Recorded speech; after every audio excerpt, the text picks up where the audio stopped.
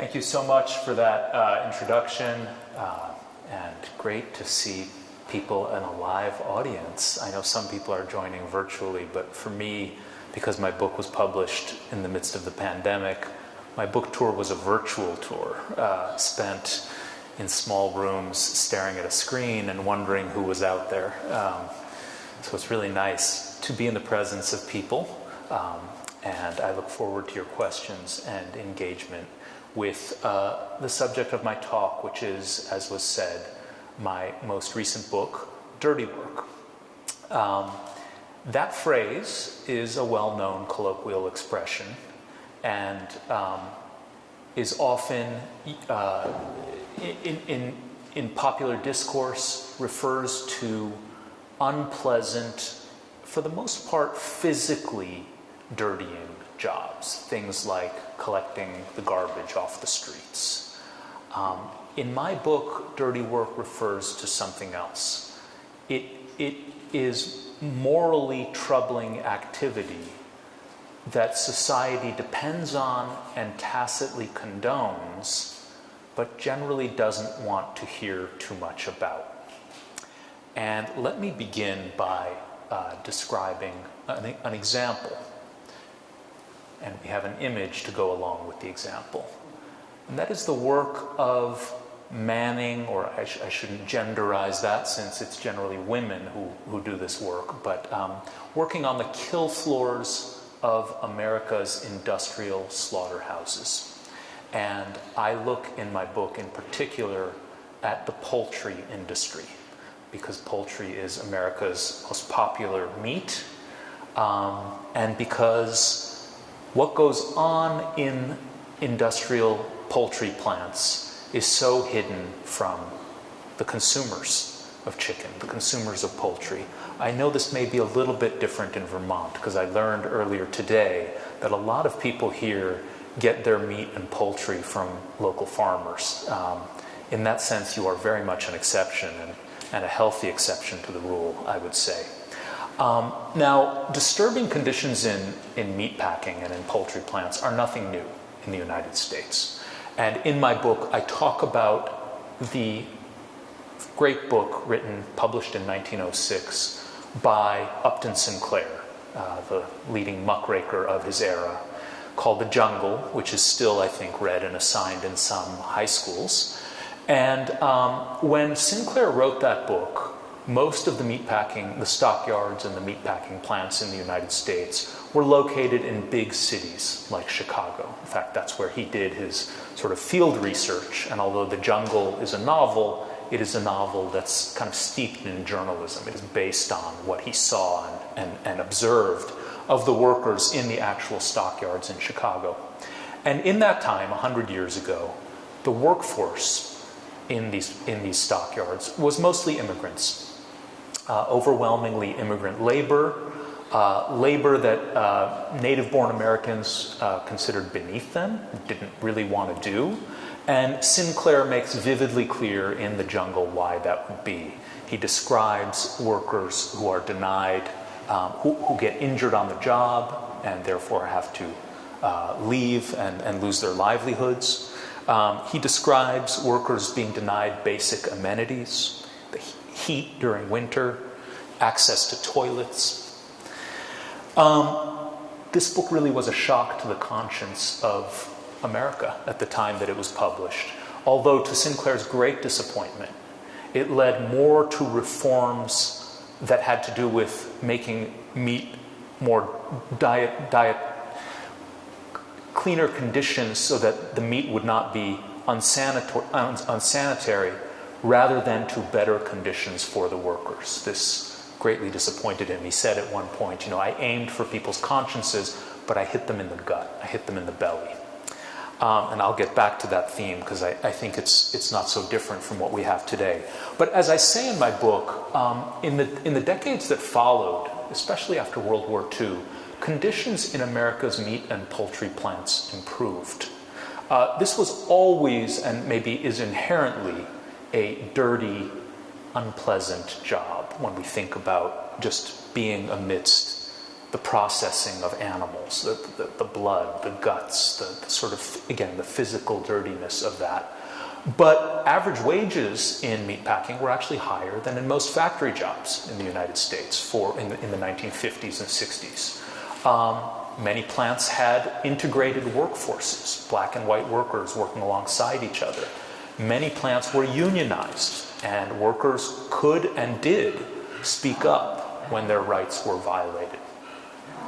And this was not by accident. This was because unions fought very hard to improve conditions. 100 years later, we are back to the jungle. We are back to a situation where the working conditions in most industrial slaughterhouses are as degrading and dangerous and unconscionable as they were when Upton Sinclair wrote The Jungle. The key difference is that the conditions are now more hidden because the plants no longer exist in large American cities. They exist in very remote, rural areas. And there are all kinds of laws that make it very difficult to document what goes on inside poultry plants. I traveled to 2 states to report on the experiences of workers in the poultry industry. In one of those states, I had an inn, I thought, and I was told the workers would be willing to talk with me. I spent a week there, and it turned out none of them were willing. And they weren't even willing to talk about their working conditions anonymously. That is, without their names, no attribution, even if I changed details. The reason for this was that a meatpacking plant had recently been raided in Tennessee during the Trump era. And it wasn't raided by the office, but by OSHA to make sure that the workers had safe conditions. It was raided by ICE to deport the people who worked in the plant. Over 100 workers were deported in that raid. And this is, again, not by accident. The restructuring of the meat industry began in the 70s and then accelerated in the decades after that. And it was the pursuit of what one scholar has called the low-wage strategy. Get out of the big cities where the big unions existed, relocate to more remote areas, and hire a more docile workforce. And that workforce consists overwhelmingly, once again, of immigrants and undocumented people. And that first plant that I visited, none of them, as I said, would tell their stories to me. But I went to a second plant, one in Texas, and not far from Texas A&M University. And there, a plant owned and operated by Sanderson Farms, one of the largest poultry producers in the country. The workers there were willing to talk to me. And what did they describe? They described conditions eerily reminiscent of the jungle. Being denied freedom of association. Being denied workers' compensation when they were injured. I interviewed several workers who felt that once they started suffering repetitive strain injuries, injuries to their wrists, injuries to their shoulders, they were discarded, just like the remains of what wasn't put in for sale to consumers. And because they were damaged goods, they were no longer of use. They also described being denied bathroom breaks. And this was particularly painful and humiliating to the women who worked in this plant, who took to wearing sanitary napkins or an extra pair of pants to work, because they were given a 30-minute lunch break. But during that lunch break, everybody went to the bathroom.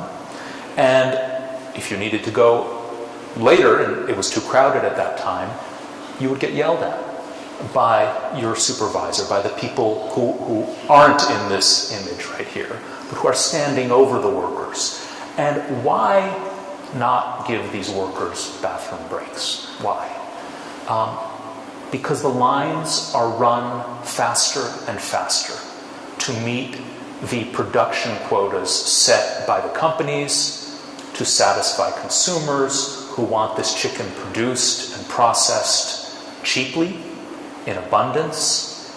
And although the labels on some of the chicken do tell you how the animals were treated, they almost never tell you how the workers were treated. By the way, the company that owned this plant in Texas that I visited was, at the time that I visited it, running a public relations campaign. And the title of that campaign was Missions in Transparency. The idea being, consumers need to know more about the wonderful conditions that the products they're buying are made under, because that will make them all the more eager to buy chicken produced by our company. Well, I tried to call the company running the Missions of Transparency campaign to enter the plant, to just take a look around, to talk to some workers. And as I report in the book, I was denied access to the plant. In fact, I found it easier in this book and in the course of reporting dirty work to enter military drone bases, which do work that is officially classified, than I did to enter chicken plants that produce so much of the food that ends up in fast food restaurants. And that tells you something about just how transparent the company's the industry actually wants the conditions to be. Now, there are three features of dirty work that are common throughout the book and that transcend the particular examples, because I look at 4 or 5 different industries in the book, but that are common themes and that really relate to the nature of this work. The first feature is, as I said, that this work is hidden and remote. It is not work that the people overseeing it and profiting from it want the general public, want the consumers to see.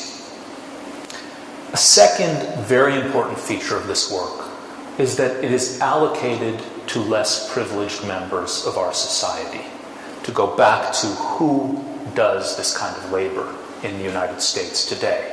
It's not the sons and daughters of senators. It is not graduates of Ivy League universities. It is undocumented people, people with fewer choices and opportunities, workers who can be more easily controlled and who are expected to endure these conditions in silence because they are afraid.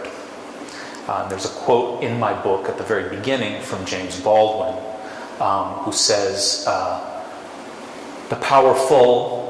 I'm sorry, I'm gonna mess up the quote. The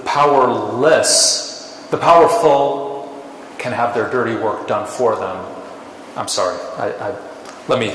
I'll get back to that quote. Anyway, it's a quote that basically says, those with power can have dirty work done for them. The powerless must do it on their own. And that's the theme of the book. That this kind of work is not randomly distributed to all different classes and all sectors of society. It is disproportionately allocated to people who have the least opportunities and choices, and that in turn perpetuates it. It makes it easier for more privileged people to kind of ignore it, knowing someone else is doing that work. The third theme that is common is that this is labor that injures and harms the people who do it. Now, it also causes other social harms. And if anyone here has read the work of Michael Pollan or various other writers who have written about the industrial food system, you know that it is there are hidden environmental costs, enormous hidden environmental costs that have to do with the way we produce meat in this country. There are obvious ethical questions surrounding the treatment of animals that, lead again to those labels on the packages, some of which now say humanely treated. I'm not so sure those labels are accurate, but at least they speak to a concern about that. But beyond those harms, there are harms, I think, to the actual workers who are allocated these tasks. And in my reporting in Texas, I talked a little bit about meeting workers who had suffered physical injuries. And this has been reported to some extent in the media, and especially during the pandemic, there was actually quite a bit of reporting on the meatpacking industry, which talked about how crowded the plants are, how workers were getting sick because they were breathing contaminated air and not given access to PPE, and how the speed of those lines creates physical strains, right? Wrist injuries, hand injuries, shoulder injuries. But those were not the injuries that the workers I talked to and met talked about the most. The deepest injuries they had suffered were emotional wounds. The assault and degradation of their personhood, of their dignity, of their sense of, self-respect, going to work and having to figure out how to go to the bathroom because you will be yelled at if you ask to go to the bathroom, fearing that if you ask, you may get fired. And if you get fired, you may get deported. That sense of precarity and that sense of feeling expendable was not just about the physical injuries. It was about these emotional wounds. And I talk in the book about a book called The Hidden Injuries of Class, which was published more than 20 years ago, and co-written by two sociologists. Richard Sennett was one of them. And these hidden injuries are things like shame and stigma and feeling degraded, feeling devalued. When we talk about inequality in this country, we don't tend to talk about those things because they are very difficult to quantify. What we talk about is wages, is income, is purchasing power. And those things are very important. And, you have to make a livelihood. How much you get paid for your job is enormously important to all of us. But there's another dimension of inequality that we don't talk about enough, and that is moral inequality. Who ends up having to work on the kill floors, having to see these conditions, having to absorb the smells that if you just once go to an industrial slaughterhouse, you will not forget. And I think that that's why the book is subtitled The Hidden Toll of Inequality. Because I think there is a hidden dimension of inequality that even though we've talked a lot in the last 10 years about how unequal a society the United States has become, we don't talk about it in these terms. And I think that that's the next step in some ways for those who think about how to make society more equitable. I'm going to show you a slide of another worker in the book. This is an image I wish I could have included in the book. Unfortunately, we didn't put photographs and illustrations in it. But this is a painting. And it's a painting of a guy named Stephen Stone. And Stephen was a rigger. He worked on an oil rig in the Gulf of Mexico. And the painting was done by his then wife, Sarah. And she painted this portrait of Stephen shortly after he and some of his co-workers appeared in Washington at a hearing because of the disaster that had taken place on the rig he worked on. And some of you may, by virtue of this, know which rig I'm talking about. Stephen worked on the Deepwater Horizon rig, which exploded in 2011, killing 11 workers who were on the rig at the time, injuring dozens of others. befouling the coastline throughout the Gulf, causing massive damage to the fishing industry, to wildlife. Why did Sarah paint these paintings? She sat at that hearing and listened and watched as senators and representatives held up images of the harm that this spill had caused and the damage it had done. And what were those images? They were images of dolphins. They were images of pelicans.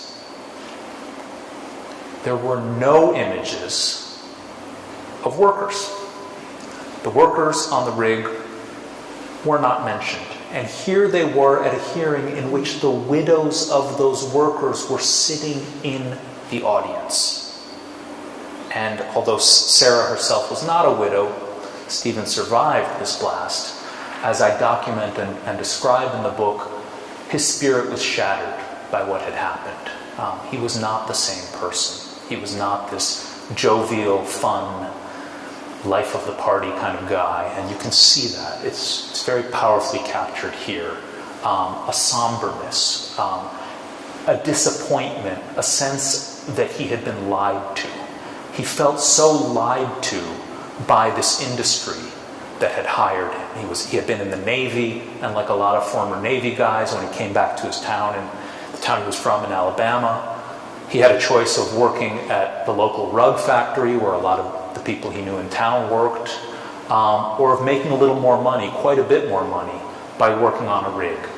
And he chose to do the rig job, and of course he assumed, this is the United States, this is the oil industry, they've got all this money. The safety standards have to be, absolutely top, right? They're not going to just let things go. Then the explosion happens, and Stephen, who, by the way, would take, each time he went on the rig, he would take a bunch of books, and he also took a journal in which he wrote poetry. I don't think he finished high school, but I've rarely interviewed a more intelligent person. And Stephen read about the actual safety standards on the Deepwater Horizon and other rigs afterwards, and he felt this crushing sense of disillusionment and betrayal. And I say betrayal because a central theme in my book is a particular kind of wound called moral injury. And I don't know if anyone has heard that term in the audience tonight, but moral injury is a term that was first coined by Jonathan Shea, a psychologist who writes about military veterans. And in a book about Vietnam veterans, he talked about how a lot of these veterans, what troubled them most was not PTSD. It was not sort of this fear of a traumatic, life-threatening explosion or situation that may have cost one of their brothers their lives, or leads to flashbacks in which their own lives were unsafe, but rather a sense of moral betrayal, that they had been betrayed by their commanders, who told them a story about why they were fighting and what they were fighting for that turned out to be a lie. And dealing with that sense of betrayal, he suggests, causes this wound, moral injury. And in more recent years, that term has been expanded to talk about people who went to Iraq and Afghanistan and saw and participated and did things that went against their own core values and created this kind of wound to the soul, this hidden injury, again, to go to that theme. And what I'm suggesting in Dirty Work is that the conversation we've had about moral injury with military veterans should not be limited to them, because it was clear to me that Stephen felt this, and that the other dirty workers who I wrote about felt this sense of moral injury for one reason or another. And by the way, when I visited Stephen and Sarah, and they told me about that hearing, I'll never forget, Sarah said, she was describing how these senators were holding up the pictures of the pelicans, and no one seemed to remember that there were workers who had also been hurt. She said, it's just weird. It's weird. And Stephen said, he didn't think it was weird. I said, why don't you think it was weird? He said, well, people see the environment as innocent, whereas we, just being in that industry, you kind of brought it on yourself. And I think he gets at something so profound there, which is why I called this book Dirty Work. It's that part of the wound is this feeling like you're the one to blame. Look at you. You went and worked on a rig. This is an industry that's, just causing climate change, causing global warming. And of course, it is causing those things. But the question that we should ask is, okay, why do we look at the workers as degraded and you kind of brought it on yourself, and not the people pumping gas into their vehicles, not the whole society that this industry caters to, right? This dialectic between the people who work in these industries and the broader society that, as I said, depends on or tacitly condones what's going on because it's part of our lifestyle, it's the food we eat, it's the kind of fossil fuels we've been accustomed to burning, or in other cases because of policies and laws that have come about and social transformations. There's a section of my book about people who work in prisons, and particularly in the mental health units of prisons. And as I write in the book and show, in those units, it's very hard for a nurse or a psychiatric aide to follow the Hippocratic Oath. Go try.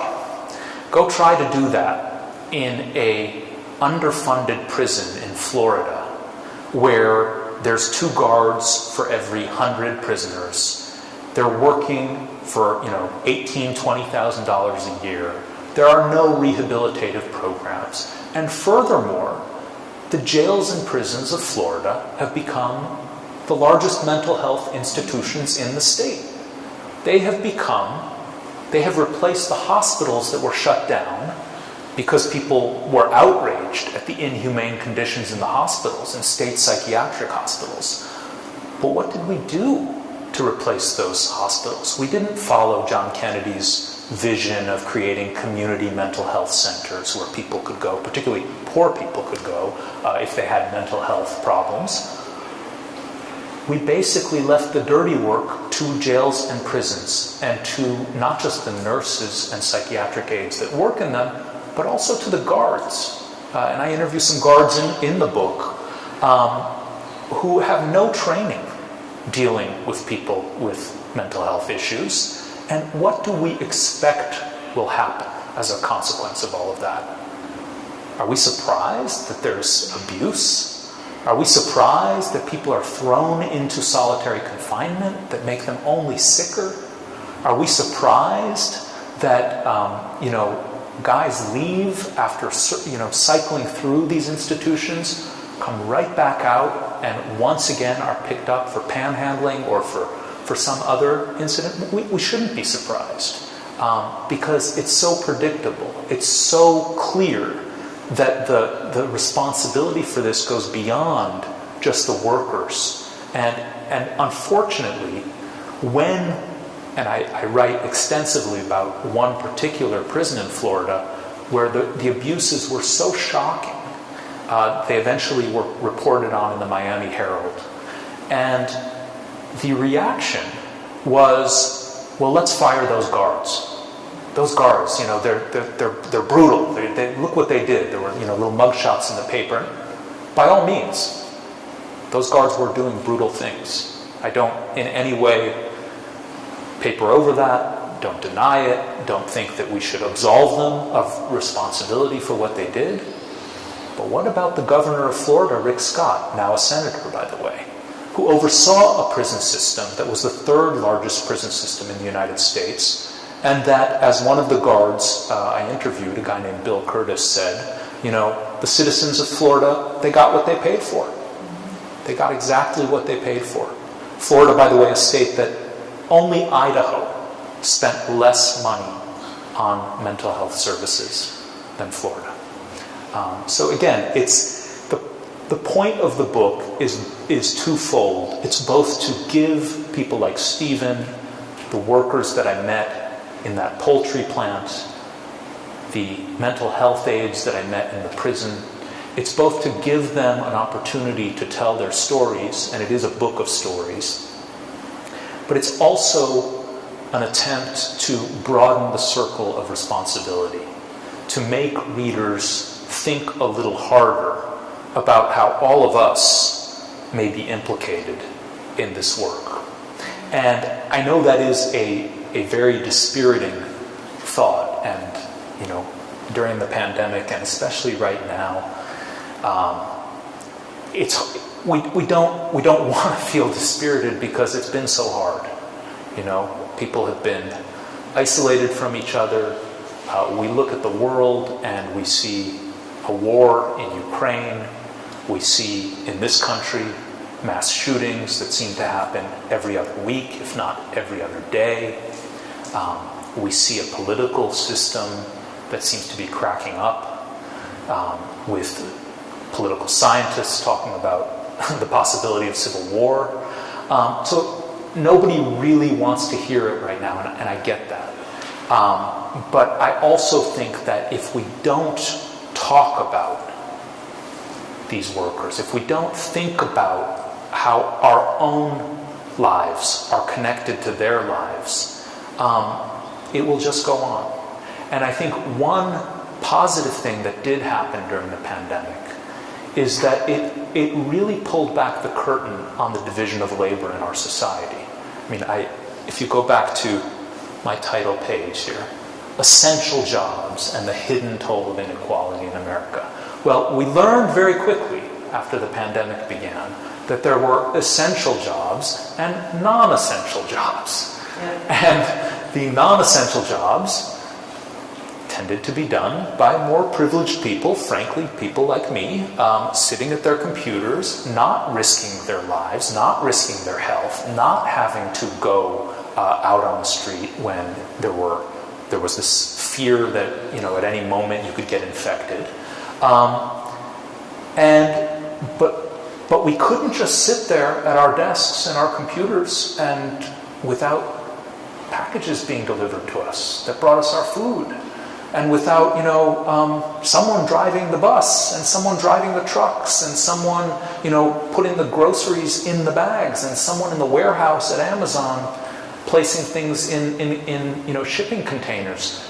So it shed this real spotlight on this class division, because we know it wasn't just a division of words, essential and non-essential. It was also a class and a race division, where, again, the more privileged had the luxury not to have to go out and fetch their own groceries, and the essential workers had to put their health and safety on the line, including in meatpacking plants, including in Amazon warehouses. I think that's a good thing that we all started thinking about this. And I started researching this book long before the pandemic. And when the pandemic began, I thought, you know, I had a lot of work to do to sort of integrate what was going on. And it just struck me that this is an opportunity. That as a society, we have an opportunity to actually think about our relationship to, not just to give lip service to essential workers, but to actually think about how they should be treated and whether their dignity matters to us, which is something, of course, I won't forget, you know, Biden saying when he accepted the nomination. He told a story about his father, and he said, you know, his father told him, Joey, a job is not just about a salary. It's about your dignity. It's about your place in the community. Well, you know, these people also deserve dignity. You know, and you can see in their faces. This is Harriet Kriskowski, mental health counselor I write about in the book. Just look in her eyes and see what it tells a story that I don't have time to go into right now, but you can see the wound. You can see what she went through. That's the Dade Correctional Institution, by the way, the prison where she worked. That's the quote, finally. The powerless must do their own dirty work. The powerful have it done for them. And of course, when you try to paraphrase Baldwin, you're running into trouble, so I'd rather just quote him. And here's another worker I wrote about. This guy, Chris Aaron, worked in the military as a drone operator. And just, again, you see a sort of theme here. Look at his expression. Look at Harriet's expression. Look at Stephen's expression. So, just before questions, I'll say one more hopeful thing, which is that dirty work is not etched in stone. I started out talking about meatpacking and how the conditions had changed. These conditions are not immutable. They become what they become because of political, social, economic forces pushing, because of power tussles and values and choices we make as a society. But these things can change. And I am, to the extent I'm hopeful, I will say that I wrote in the book about a food system, an industrial food system, that in the last 20 years, a lot of Americans have really become aware of. And a lot of people do want to look at those labels. They want to know. They want a sense of a clean conscience when they're purchasing, something that they're going to serve to their children and put on the dinner plate. That wasn't true before Michael Pollan was writing, before there was this movement to kind of reform the food system. Same with the prison system. When I started as a journalist, mass incarceration was not on the map. Nobody talked about it. The only thing people talked about was being perceived as soft on crime. If you were perceived as soft on crime, whether you were a Democrat or a Republican, you couldn't get elected. And note that in the 2020 presidential election, one of the things that Donald Trump attacked Joe Biden for doing was signing the crime bill when Bill Clinton was president, because it put too many people in prison. That tells you something about how much has changed. Because here he is, Trump is not exactly, I would say, known for his leniency towards people suspected of crime, and yet he's attacking a Democrat for being too tough on crime. So these things do change. The oil industry and the climate, there's a generation, and I spoke to some young people today here in this state. Young people are really scared. They're worried. They're angry. Why has my generation, older generation, why have we failed them? Why have we let this go on? So these things can change, and dirty work can change. And I'll end on that note and welcome your questions. Thank you.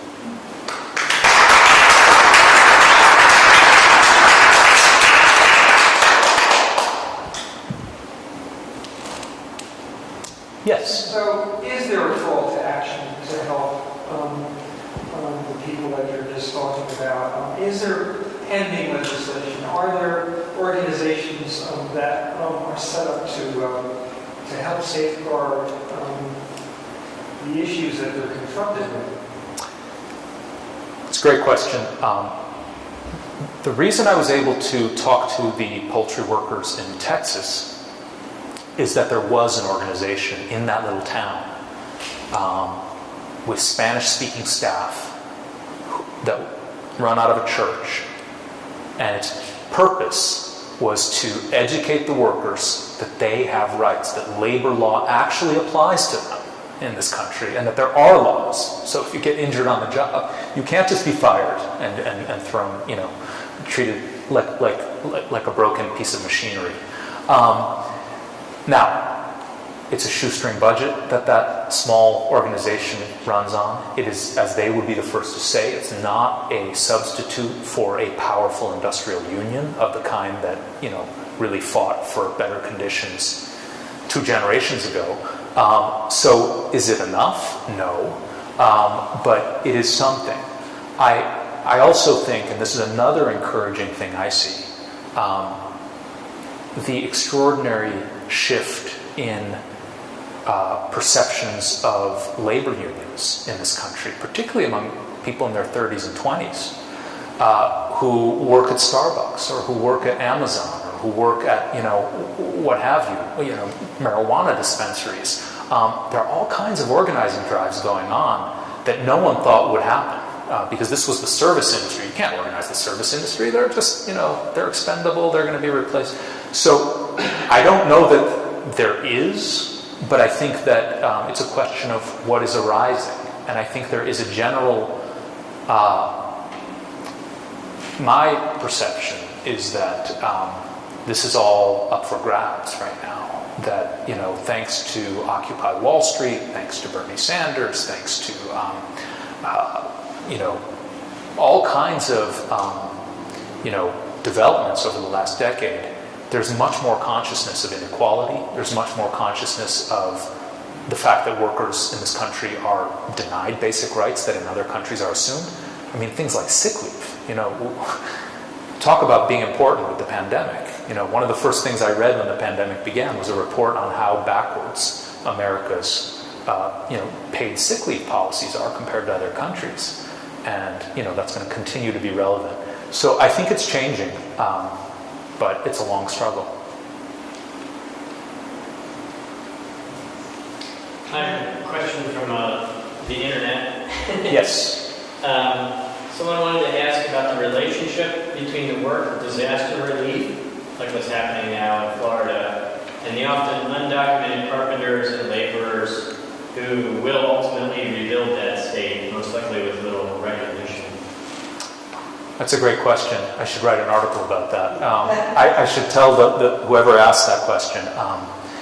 As I was researching the Deepwater Horizon, one of the things I learned was about the similar types of workers who were hired to do the cleanup, who were hired to go to the coast and basically mop up the mess of BP and, these billion-dollar companies that had befouled the coast.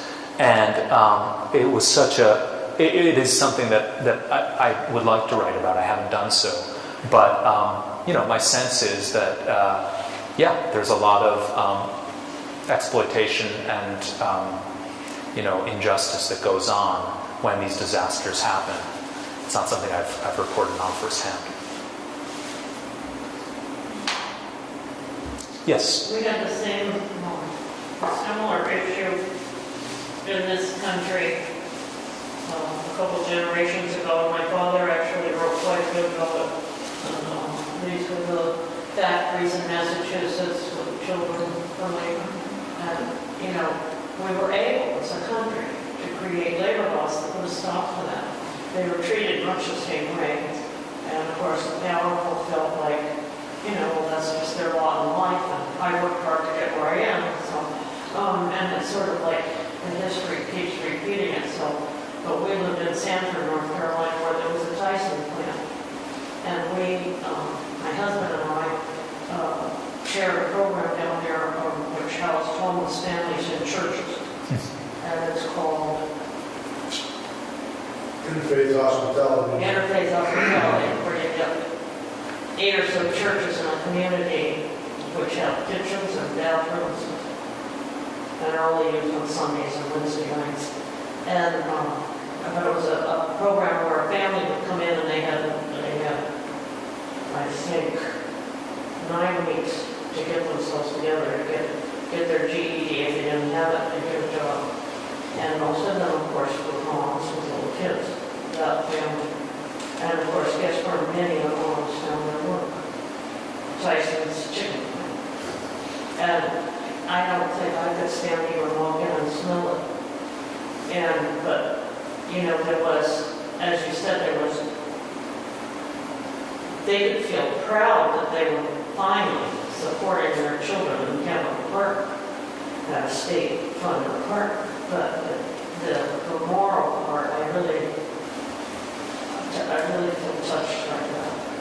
Well, I think that's actually Thank you for reminding me of that. It's a great story. And I think that when the question is, are there advocates for these workers? I think there's an added challenge here, which is the judgment that they know the better people in society have. Oh, you work in a meat factory? Ugh. You work in a prison? You're just a functionary for this horrible prison system? You work on an oil rig? That judgment is so easy to make from the outside. And again, I'm not saying that the folks who work in these industries are innocent. In each of the chapters that I look in, they themselves talk about feeling they've dirtied their hands, so to speak. Stephen, when he, after the Deepwater explosion, he visited an island where he used to go with his family when he was a kid for summer vacation. It had these beautiful white beaches, and the beach was completely black. And he said, I felt like I had done that. We had done that. So it's not that he's saying I'm innocent, don't judge me. But then he said, but what about all the people who get their SUV and put oil in it and get and fill it up and don't even think about it, right? And that's what's so disturbing. And if you read my book, you'll get a sense that I draw this concept of dirty work from a sociologist named Everett Hughes. And the essay I talk about, it's right in the beginning of the book, is an essay called Good People and Dirty Work. Good People and Dirty Work. And Hughes wrote this essay after visiting Nazi Germany, except it was post-war Germany. And he hadn't gone there during the war, but he had been there. He was a sociologist at the University of Chicago. He had been there before Hitler came to power. And who did he know? He knew professors and architects and writers and journalists. He knew the good people. So he wanted to ask them, well, what do you make of what just happened here? And what he first noticed was just this conspicuous silence. Nobody wanted to talk about it. It was 1948. It's all fresh. Everybody feels creeped out.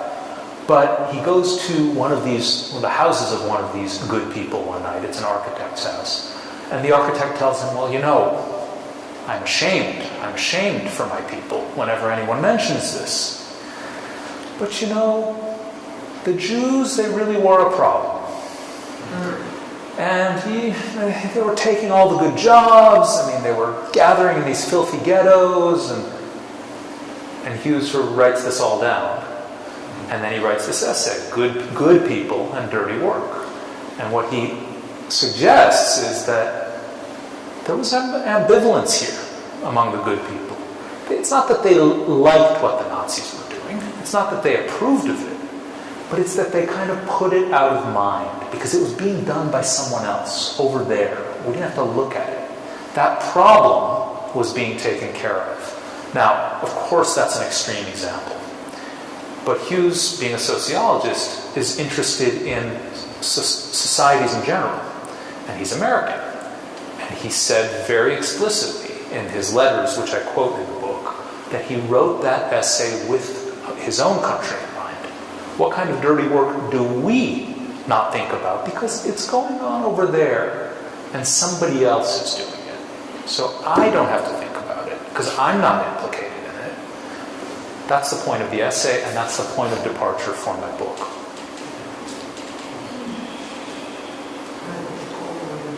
I'm having trouble trying to figure out how to talk to you, because for me, everything you're describing is a classic abusive move to take towards a being, a woman, a child, a dog, a cat, a fly, whatever the being is, and to get power over the being. The first thing you need to do, if you believe they're conscious, is to get them to think less of themselves, so they can't have boundaries, right? Now, the boundaries are really important because they express your rights as an individual, whether it's being able to go to a bathroom, being able to have time to eat, being able to smile at a coworker because you're just not doing boo-boo. Whatever it is, the sense of a person's boundaries gets to crumble, and they're turned into like a blob, basically, that they have feelings, they care, and maybe they're really good to their children, trying to help them get out of this thing by putting them in a good school or something, but what you're talking about, everything you're talking about, is that classic abuse. And the last thing you mentioned, and Ken Wilber talked about this, is that there are people who don't really care about anybody. And then there are people that maybe care about one or two people, maybe a family member, or maybe the sorority or some golf club. They don't care about anybody else. And then people get even further, like maybe they care but they don't really care, you know? So it's only when we really decide to step up as a group and really value other people's boundaries. I mean, there are other countries that are doing it with different things. I mean, Finland with education and you know, Michael Moore did a whole movie about it with the flag, you know, because he showed how each different country respected the rights of people in a certain way, you know? And our country is like a culture of money.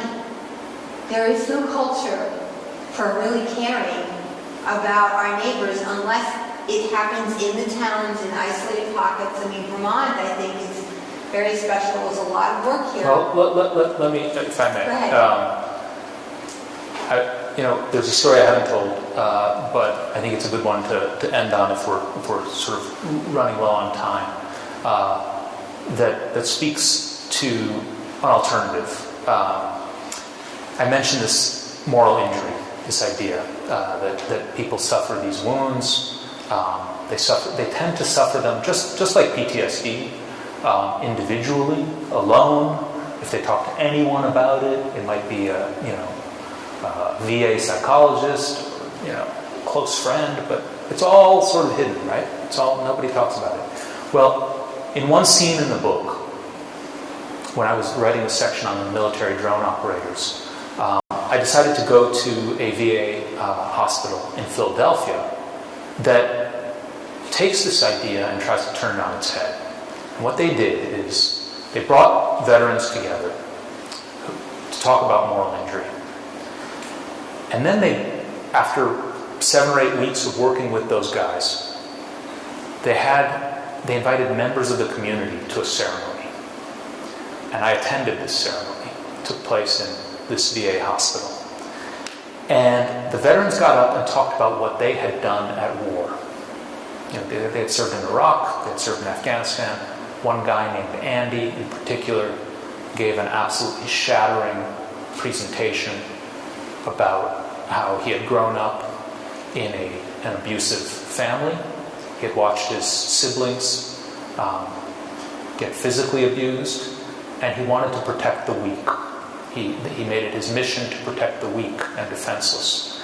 And after 9/11, he rushed to join the military, believing that he was going there on a moral mission to Iraq to liberate the people there from Saddam Hussein. And one night he's there, and he calls in an airstrike on what he thinks is an enemy battalion, enemies who are in a building. And when the smoke clears, he sees there are no soldiers there, there are no enemies there. There are 23 civilians there. And he gives this presentation.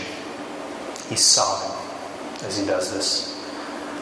And then the chaplain who ran this service called the members of the audience forward and asked them to surround the veterans. And in unison,